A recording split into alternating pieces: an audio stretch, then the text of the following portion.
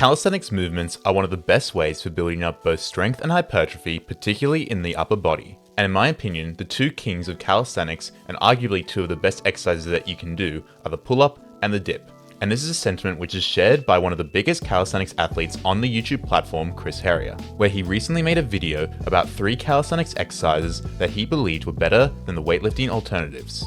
Naturally, I expected pull-ups and dips to be in this list, but I wasn't 100% sure what the third exercise would be. And to be honest, I'm not too sure that I agreed with it after seeing it. So that's what we're going to cover in this video.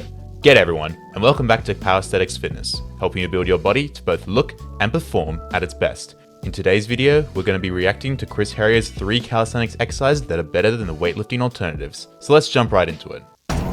What's better? Weightlifting or calisthenics? Both build muscle, increase strength, and can get you completely jacked. So when it really comes down to it, neither one is better than the other, except when it comes to these 3 exercises. Because when you compare them side by side, the bodyweight versions don't just hold their own, they actually outperform their weighted counterparts. Let's start with the first one, pull-ups. Most people replace this exercise with the lat pull-down machine. And on the surface, they look almost identical. You're pulling down, your lats are engaged, and the movement path your arms travel looks about the same, but the demand on your body is not. With a lat pull-down machine, you're seated, your legs are locked in, and the bar moves along a fixed path. That setup reduces the stability demand compared to a free-hanging pull-up. So anyone who's watched my videos for a while knows that I absolutely love the pull-up. It is hands down my favorite exercise of all time. And when you compare it to a lat pull-down like Chris has done in this video, I definitely think the pull-up is superior. It is definitely better for building up strength, which carries over. If you get strong with the pull-up, you're going to get strong with the lat pull-down, but the case isn't always the same, vice versa. Once you get strong enough for the pull-up, you can start adding on weight and slowly progressively overloading it. This is something which the third exercise isn't exactly the same at, but we'll get to that later. Additionally, I also do think the exercise is better from the muscular growth overall. I think it activates the core. I think that it definitely puts a greater emphasis on the back as a whole. And there's just better variations, in my opinion, for hitting different muscles in the back, such as the sternum pull-up, wide grip pull-ups, chin-ups, etc. Now let's move on to the second one, dips. This exercise is often compared to the decline bench press. Both target your chest and triceps, and both, of course, can build some serious size. So let's take a look at the setup. You're laying flat on a bench, but in a decline. So other than that, it's very similar to a flat bench, right? Except if you compare it to a flat bench and look at the path your elbows travel, it's actually shorter. But the main issue here is that it's already been proven that the decline bench press does not significantly target the lower chest more than the flat bench press. And on top of that, the stretch in your chest at the bottom is also reduced when compared to a flat bench. Now, let's compare that to a dip. The range of motion is greater. The stretch on your chest at the bottom is deeper, and most importantly, dips actually target your lower chest more than a decline bench does. And of course, it's a calisthenics movement, so you're engaging way more than just your chest and triceps. You're developing scapular depression, core strength, and so many muscle stabilizers to support your entire body during the movement. Once you master them, you can move on to archer dips, then planche push-ups, and even archer planche push-ups. The strength you build transfers into harder variations and higher level skills, not just heavier reps of the same pattern. That is why the dip outperforms the decline bench and why it's the better move. The only thing I would disagree about this is that I'd also lump the decline press with the regular flat bench press as being inferior to the dip. I think the dip is an absolutely amazing exercise. As he said in the video, it's a lot better for the stabilizing muscles. It has a much better range of motion than the bench press, and overall I just think is way more applicable to both strength and hypertrophy.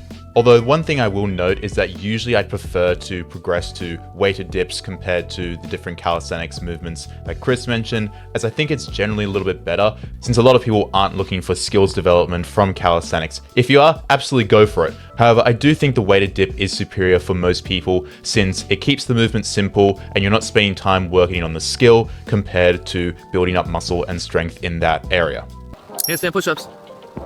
Most people would compare this one to the shoulder press. The shoulder press is a staple for building overhead strength because it works. But when it comes down to it, these two are very close. The shoulder press is arguably the best overall shoulder exercise when it comes to building mass and strength with weights. So how does the handstand push-up stack up? First, let's look at how it scales. You do not need to already have a freestanding handstand push-up to train it. You can start at pike push-ups and then progress to elevated pike push-ups and then to wall-assisted handstand push-ups. That means the movement is scalable from beginner to advanced without changing the fundamental pattern of vertical pressing. But what happens once you can do strict handstand push-ups? You might think you'd hit a ceiling, but you'd be wrong. You can still increase range of motion with parallettes or hands elevated.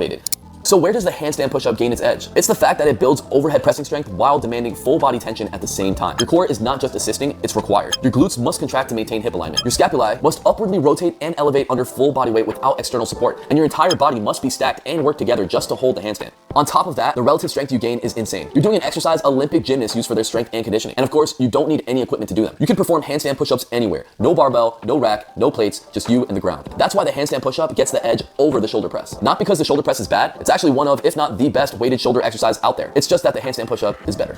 So I will point out that he did say the handstand push-up was a lot closer to the overhead press compared to the other two movements mentioned before.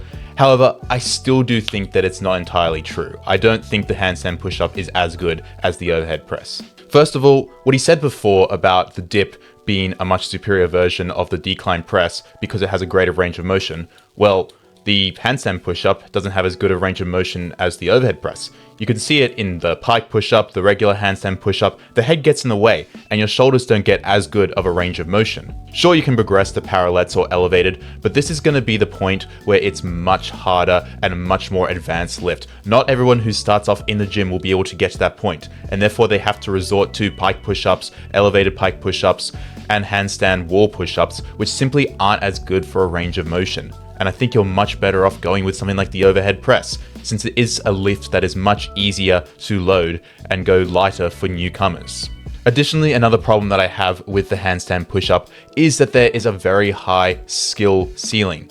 Is skills a bad thing? Absolutely not, but it takes a lot of time for you to learn the skill compared to something like the overhead press. The overhead press you can probably master in a few sessions, whereas the handstand push-up will take you a lot of time compared to putting all your effort into building up strength and hypertrophy. You're putting a lot of effort in to building up the skill, especially if you're going for the progressions that he was talking about, such as the freestanding handstand push-up and the elevated push-up. And again, balance is also a determining factor. Things like the pull-up and the dip, you don't have to be relying as much on balance. Sure, your core needs to be involved, but it's not the main thing.